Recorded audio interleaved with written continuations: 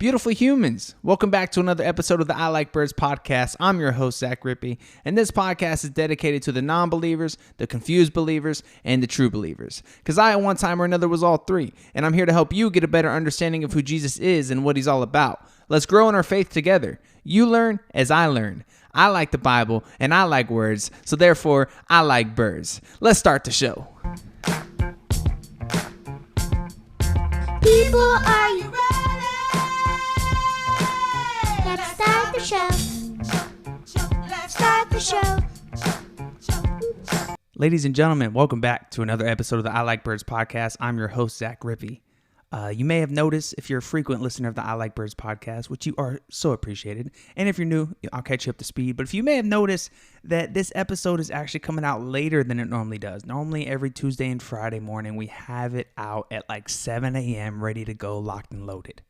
But the last 2 days have been crazy, because I'll tell y'all the truth.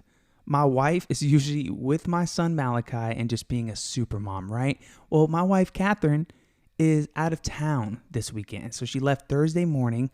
We got up at 5:45 a.m. in the morning with the baby, and we left to go to the airport to drop off Catherine as she goes down to Florida for a few days. And when I say few days, I mean 4 days. Oh my gosh. Pray for me. I told you in the last episode, keep it coming. And I've had people text me that they're praying for me, which is pretty amazing. I appreciate you guys. And she's going down there to see her best friend, Haley, who's super dope, man. She follows Jesus. My wife met her at the church, and I'll have to get her on the pod one day. And she's marrying a great guy named Sachin, who's awesome. He's a great dude, and I'm over the moon for them, right? And we're going down to the wedding in January, and that's going to be awesome. But Catherine's actually there right now for the bachelor weekend. Yeah, she's going down there for the bachelor weekend at like Airbnb with some of the other girls, and it's going to be fun. She's going to have a great time. I'm hyped for her. It's awesome. She deserves this trip. She's the best mom possible to our young little one, and trust me, she is so appreciated in my heart right now because, dude, so yesterday, keep in mind, 5:45 a.m., we get back. He slept a little bit in the car, and then he was awake, and then finally took a nap at like 2 p.m., and then, dude, last night, he was awake for 5 hours to 6 hours of the night.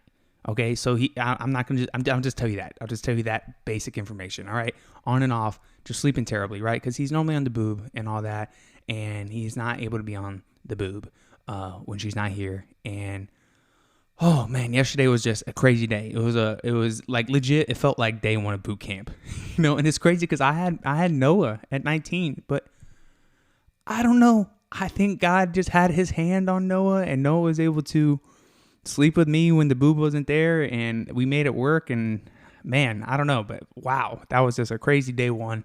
It was just no work for me, just me and him, 3 meals, bath time, diaper changes, dealing with like business and struggling to put him to sleep. And oh yeah, I don't have a boob. So it was a long day, and we took like 4 walks around the neighborhood yesterday. Like, I walked over 20,000 steps. I checked my little health app on the iPhone. Then I had to do, after that, guys, this is terrible that I had to do this. It may sound like it's nothing to you, but it's a lot when you have a baby. I had to do a 3-hour safe serve test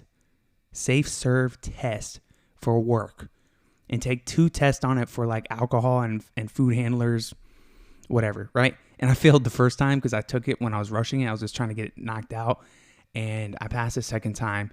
Oh, and then my mouse died 3/4 into the test. It just died. It's like you need to charge your mouse. So it was a long day, right?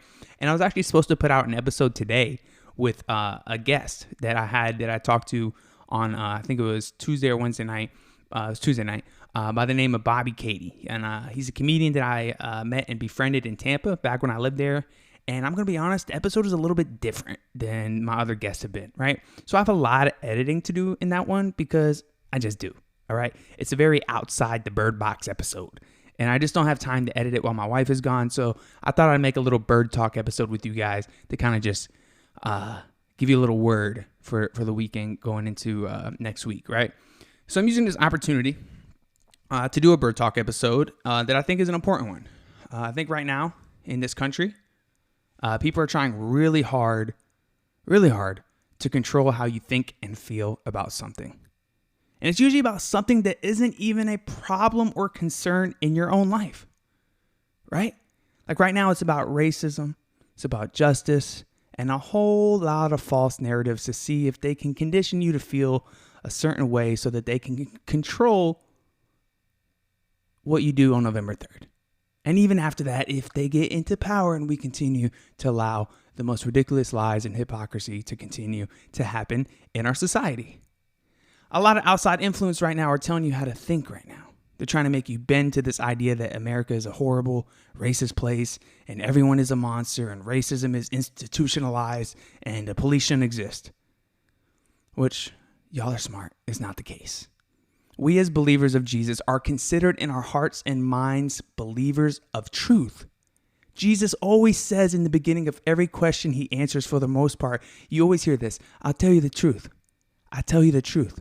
I tell you the truth. He says that all the time. And don't be shy about truth, guys. Don't buckle down and be a leaf on the road and get stomped on and be remembered as just a leaf. Oh, well, I was a good leaf that did everything I was supposed to do.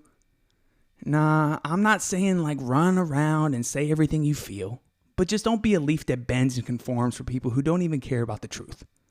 They can't even seem to keep it real with themselves. How they gonna keep it real with you? And I say this because if we're going to be controlled by this tech tyranny and false reality that is social media, then let me tell you that the day will come, one day, the day will come when someone is going to ask you if you believe in Jesus and your answer may get you killed. I mean, it happened in the Bible. History repeats itself. That might be drastic because we live in America, but you never know. It happens in other countries. It happens in China. Nobody wants to talk about that, but it happens over in China. They have Christianity camps out there, basically, where they try to like get you not to believe in. Anyway, look that up on yourselves because it's kind of dark. And if you're afraid to believe in truth now, there may be a day you have to answer to God and tell him why you succumb to society's norms and beliefs of what they wanted you to believe. Not what you truly believe, not what God opened your heart and opened your eyes to believe. And Jesus should be put first in our hearts, and we should be kind, we should be loving, we should be patient, we should be forgiving. But never in the gospel does it say we should be a doormat for the world. We have power in Christ to speak up. We have the armor of God on us. We have the crown on our heads because of his victory on the cross. He was buried in a grave and he came out of a garden. He is the truth we seek. We check the news, and where is he at? When we check the news, where is he at? How do we fix this country where we all know the answer? And I'm not saying have it like I think it's called a theocracy, where it's like theocracy. I think you could put two and two together what that means. But bring God back to the center of America at least. Let people choose God, but also have God in our institutional systems, right? And what I mean by that is like kind of have like a healthcare, pharmaceuticals, laws, schools, university, politics, workplaces. Even if we all don't believe in the same religion, we can all kind of agree that all the people that have a religion in the world, besides maybe atheists, we all kind of agree that there is a God, right? And Catholicism and Jewish and Muslim, etc., they all believe that there is a God. So let's treat this country like we believe in God again, just on a moral level at least, right? We need to turn to God every day, not just on Sundays. But it starts with us. It starts with us in our lives and the people we reach and the people that are in our circle. If we build that up, if we really focus on that, we build that up, the changes will happen all over. If we build up the church, it'll go on to the White House, right? I think that's a far stretch and it's going to take time, but we need to strive for that. And we need to remember, let's talk to God. Let's live in that spirit. Let's make decisions in that spirit. Let's do what we do for God. And I'm confident that you guys are brilliant people. And I know most of you guys who listen. And this episode may just be a refreshment of what you are already doing. And that's totally cool with me. I just have such a high level of respect for truth in this world right now because as of late, everything I kind of see just feels like lies coming at us, right? I think we can agree with that. Everything just kind of feels like lies. It's kind of hard to see the truth. Like you see one thing, you're like, oh, I kind of believe that's true. And then the next day you see something completely contradictory of it, right? Or false fact checks. Like even the fact checks don't seem true. Isn't that crazy? And it's an election, y'all. Of course, lies happen. I've known about that since I was younger, so have you. Everybody knows that politicians lie, right? And we've kind of accepted that because they're just trying to get our votes. But now it's even trickling down to the media, to the journalists, to the narratives, and it's trickling down a little bit further to the public, to the corporations that basically put their stamp on something that they agree with. You know, I heard something really cool. I'll tell you guys this real quick. I heard this from another podcast. This is off the cuff, so we'll see what happens, right? So basically, I'm not really a history buff, but apparently during the Revolutionary War, if you showed that you were part of the revolution, even if you weren't a part of it, you just didn't want to be bothered, right? You had to put a patch on your arm when you went out, basically to show that you support the revolution, so nobody would come and try to like recruit you or like demand that you come in it. And it kind of reminds me of what you see, like you've seen those videos of like people going around to like restaurants when people are like sitting outside and they're like, put your hand up if you support Black Lives Matter, do it now, and like threatening people with like this terrible verbiage and just aggressive tone, right? So basically all these what that kind of means is also you see that in like with all these corporations, basically Black Lives Matter movement. Let's just get behind it and say we're part of it. You know, we didn't do anything wrong. We're not the cops. We're not the cop that killed George Floyd. But let's just put this. We didn't do anything with Breonna Taylor, but let's show that we support that too. You know, is it a movement? Is it a mob? Is it a movement? Is it an organization? You know, it's like it's three different things right now. We don't really know. It's like two sides of the same coin, right? And the public seems to be enabling this, right? And accepting this as truth, you know, because people are afraid to speak out. And maybe not the majority, but a lot of the companies and people of power and influence are bending the facts to make the narrative feel real. Now they have us, the people, the potential voters, right where they want them. And I heard a word today by Dr. Tony Evans. Man, he is good. Nobody told me about Tony Evans except for my boy Will Scott. Shout out Will Scott. Sent me the greatest thing I needed to hear. It's called Kingdom Voting. I will put the link on my Facebook if you guys want to go see it. It's 36 minutes long. You don't have to watch it. Just put it in and go on a walk or something. Go in the car. I'm telling you, it is phenomenal. Right? It's called Kingdom Voting by Dr. Tony Evans. It was so perfect to go along with this message that I started writing last night, right? And I heard Tony Evans' words at the perfect time. We must try our best to be kingdom independents. Kingdom independence, which basically means to vote, but vote light. Meaning don't attach yourself with a party. Don't wear the cape. Don't wear the patch. Just vote light. Be a reflection of Christ in your vote. Be a reflection of Christ in your life and don't be of a certain party. Because let's be honest, both sides have some darkness in them, as we all do in humans who don't really live for Jesus, right? And I'm not saying that Biden says he's Catholic and Trump, I think, says he's Christian. I don't really know. And I'm not really just talking about them two specifically, but I'm talking about both sides clearly don't really live for Jesus. You know, that's not their focus. And it really shouldn't be. I mean, it should be, but it's not. I don't know. You know, they got a lot of stuff going on, right? They're trying to do something that neither of us would ever want to do, right? I would never want to be the president of the world, okay? So I just encourage you guys and me and myself, I'm kind of talking to you and me right now, is just spend some time alone with God and ask him to show you the truth. Get one-on-one with the Father and say, God, reveal to me what is happening in our country. What is happening to the foundation we all know and love? Do we know and love it, but other people don't? Are other people viewpoints right? You know, it's so hard to tell. Like, what decision do you want me to make, God, on election day? Do you even want me to vote? Do you want me to attach my name to one of these candidates when I'm just a kingdom seeker?